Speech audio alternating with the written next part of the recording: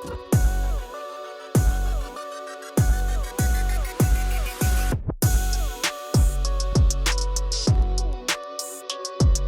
a blog a couple of years ago called I Fly Commercial.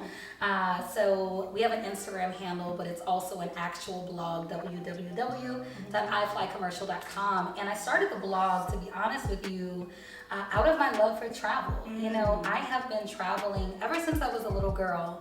I think I grew up in a very middle class family, but my mom thought it was very important to take us places, right? And so we didn't travel a ton abroad, but I had probably been to maybe about 25 states by the time I was 13 years old. So I always had this curiosity. I always had this love for adventure and exploration. And so as an adult, I mean, past my broke season, where I didn't feel like I could afford to do anything, and back when travel was not quite as affordable as it is now, you know, I really had a desire to go abroad, to go international, but, you know, had to wait until some things lined up, but definitely started doing it full force around 2016, really spread my wings, started expanding. And so most of those countries that I talk about that I've been to, 30 plus, all have happened recently. Very recent. Yes, I've been busy, and so if you're not busy, get busy. Right.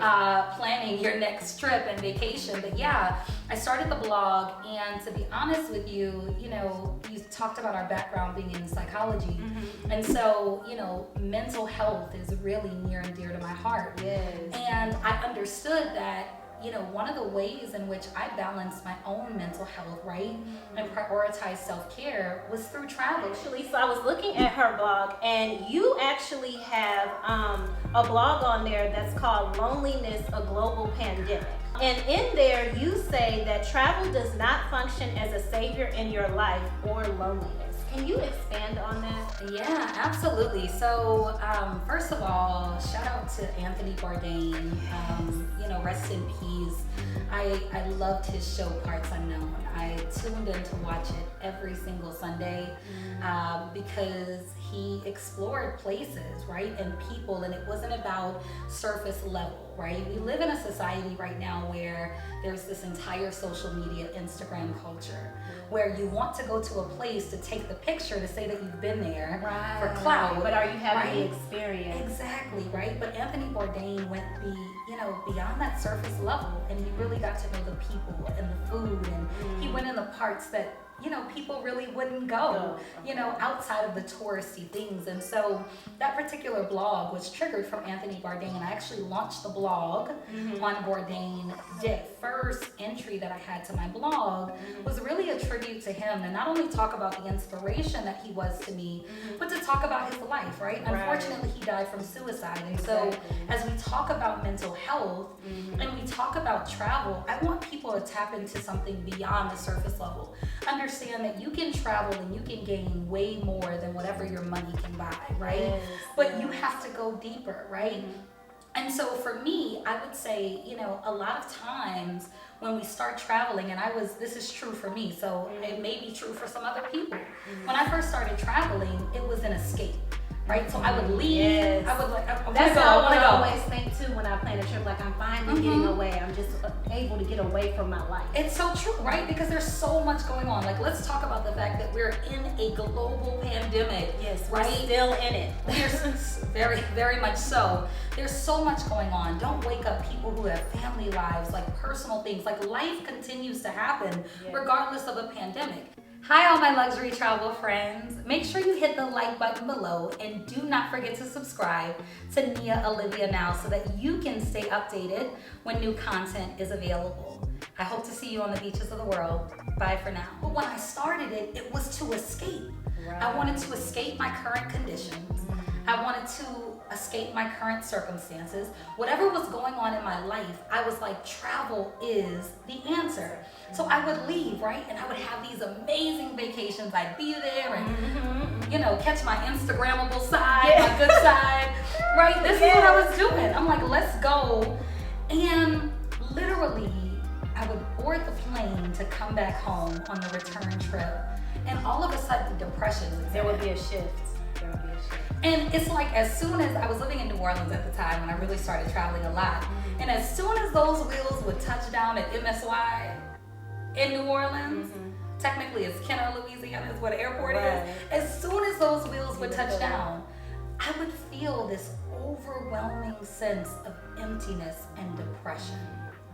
So what I had to do, right, and everyone should do, not just in regards to travel, but in your life in general, is to really do some soul searching, because I'm an inquisitive person. And so if I'm feeling a way, if all of a sudden my mood shifts, I'm going to go investigate what was the trigger, right? What was the triggering event that caused me to feel that way? And so after I did soul searching, after several trips, I said to myself, I was like, okay, you feel this way because you are not happy in your current circumstances. Right? I could preach a whole sermon on this today. And travel can't just change but that. Right. It can be an escape or somewhere else for you to go, but that doesn't mean when you get back to your home base, that all of a sudden you're just changed inside. Absolutely. And so what I grapple with, or really take on, address head on in that particular blog, is Anthony Bourdain, who I so admired because he got to experience all of these beautiful places, I'm sure on CNN's dime, right? So probably for free. Right. And at the end, right, it was a devastating end. He took his own life. Wasn't enough. And so what I realized is that you have to do so much work. Like, yes, travel, right? But traveling has helped me to find myself, right? And it has allowed me to create a life that I don't want to escape from. So when I'm coming back, I just got back from an amazing trip. I went to Jordan, spent almost 2 weeks in Jordan, just exploring, amazing time. When I got back on that flight to come home, I was like, ooh, I'm ready to go. You were ready to go. Right? Okay. Which is a stark contrast, right? To how you like felt totally before. Different from what I felt before. And it is because you cannot spend more time creating this, this fantasy, right? Because traveling sometimes can be a fantasy. We dream up all of these great places we want to go, and we're gonna go and we're gonna live a life of luxury or whatever it is, and you get back, right? And what are your circumstances? Are you loving where you live? Are you loving who you live with? Right? Are you enjoying your job, what you do for a living, your career? Right? Are you happy inside? And so I started to do a lot of that work on the inside, right? I got a great therapist. We could have a whole conversation okay? about that. The video is not about therapy, but definitely I completely agree with her. It's so important that you invest in yourself. Getting a therapist, that's an investment in yourself, but it's an investment that is going to push you so much further in your life. And it's something that, especially within the Black community, sometimes is looked down on. And we have to get to a point where therapy is more normalized. Instead of it being, she's going to therapy. It's self-care to me, to be honest with you. My therapist, I searched long and hard for her. I consider her my auntie in my head, like my wise, very wise auntie. But I mean, it is self-care when you think about all of the things that we take on, right? Daily life, relationships, failures, successes. You really can benefit from having a neutral party to unload all of that too, with an unbiased opinion, unbiased feedback. And so I think, I often talk about wanting to reach this place of self-actualization, right?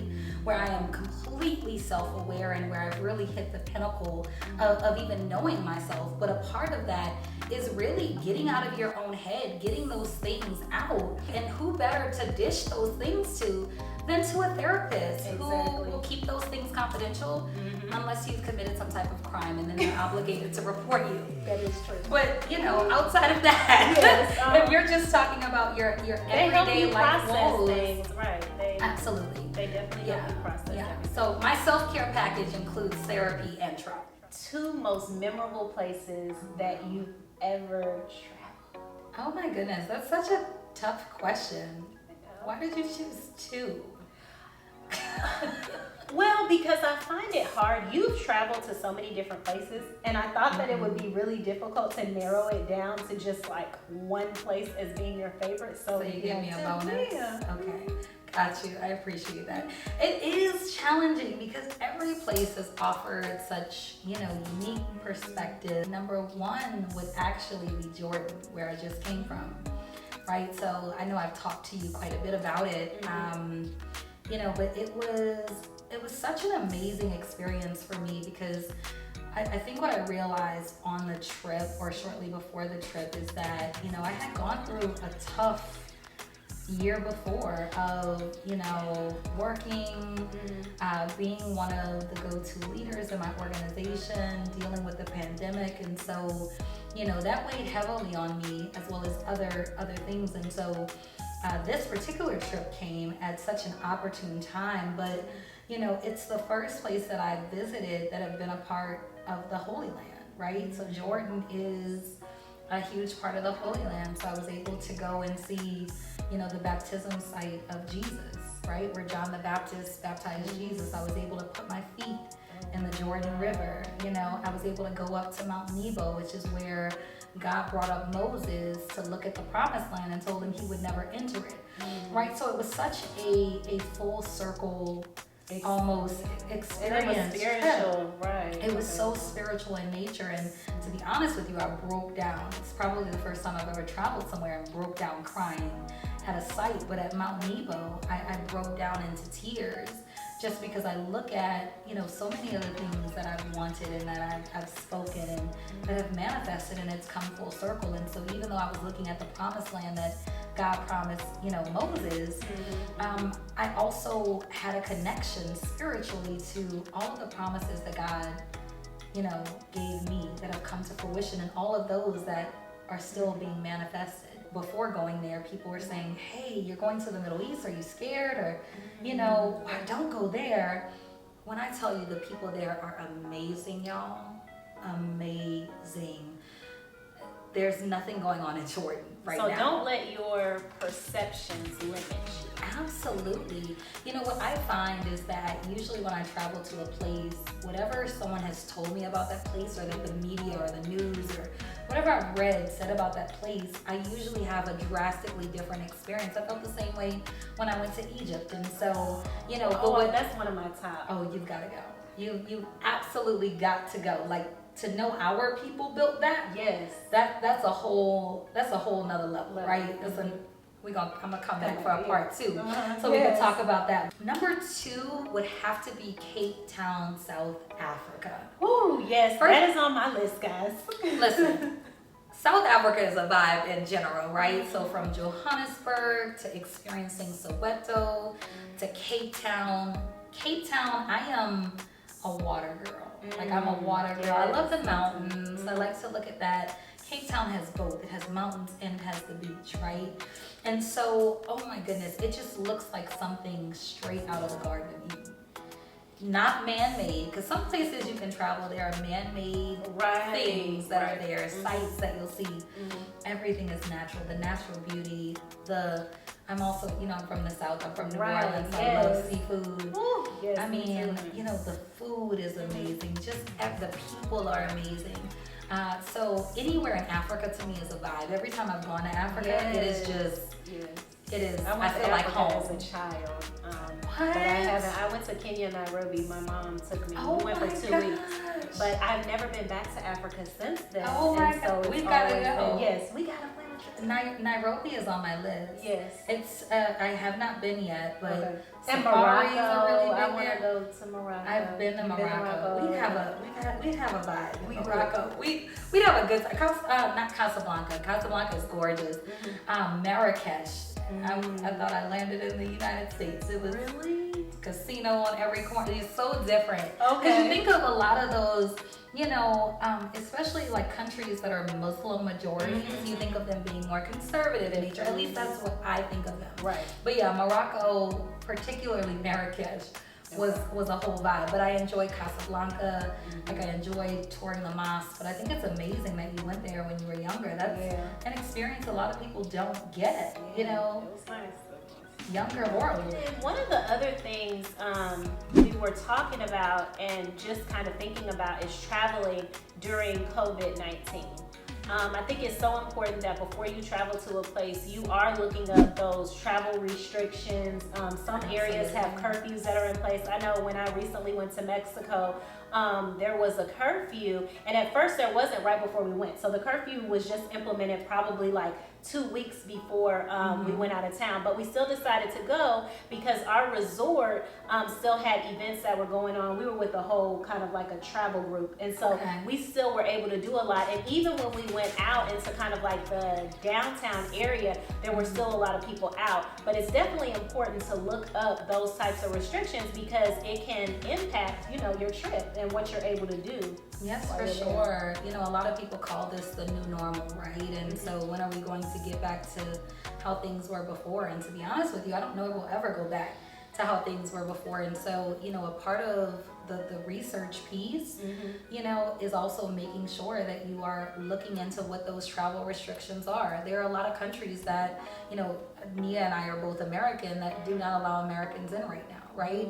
There are some countries that are closed off just to nationals, right, of that particular place. And so, you know, it was a big one for the recent trip that I took because, you know, you just couldn't get just any type of COVID test, right? There was a specific type of COVID test that you had to get. And so, you know, and then there were, you know, a health form that you had to download and have available on your phone. And then you had to register with, you know, the country's website. That's what we had to do going into Mexico. Right. So there are so many different things, and so don't get yourself in a position where you get to a place and you're shocked because they say, hey, you can't go to your resort, you have to quarantine at this particular place, you know, for 14 days or 10 days or whatever it is. You know, so do your due diligence up front to make sure that you know, hey, is a COVID test required? Do they accept any type of COVID test?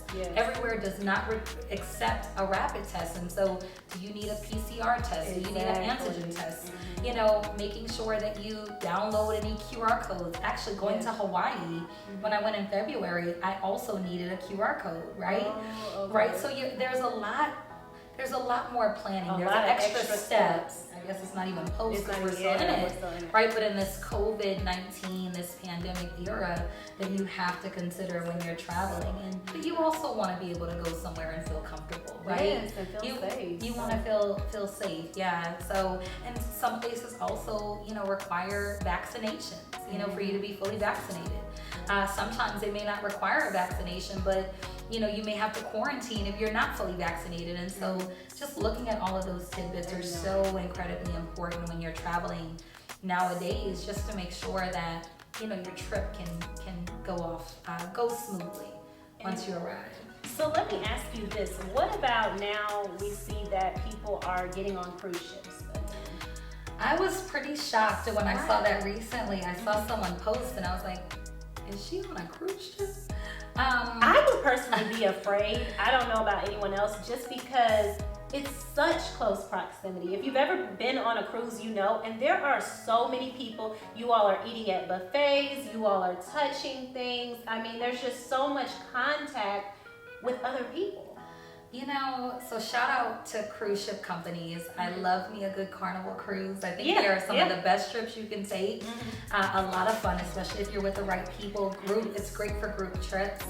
But to be honest with you, even before COVID, when I would be on a cruise ship, like let's say I'm on the Lido deck and I go to the buffet on the Lido deck, you know, I have like my shirt picking up the spoons, or I ask them for a latex glove when I'm going, because, you know, in my mind, the kids are running from the pool into the buffet. They're grabbing cookies 15 million times. And so I'm a little bit of a germaphobe in general. And so I did that pre-COVID. Now that we are in this reality, absolutely not. It's a no for me. Just, I mean, unless you can really guarantee that you're going to limit the interactions with others. And I don't know what people get off on the cruise and go to the city and walk around. You stop at so many that different just places. Seems like a COVID petri dish to me, to be honest with you. It's beyond my comfort level. Even being on an airplane, you know, it's weird, but they also have, you know, those heavy duty HEPA filters, you know, that filters the air in every like 2 to 3 minutes. It's fresh air. And also research shows it's one of the it has the lowest probability for you to contract COVID on it. Not saying you can't, but it has one of the lowest levels because the air is constantly being filtered and recirculated. And so, yeah, for me, cruise ships, they're a no for right now. I definitely plan on getting back to sailing. Yeah. You know, I love being on the water, love swimming, love everything about it, but just not in this pandemic phase at all. Tuning into this video, Dominique, thank you so much for being here. Now, we want you all to comment below. Let us know, what are some of your travel goals? Where do you want to go in the next year, 2 years? Thank you so much for watching. Be blessed.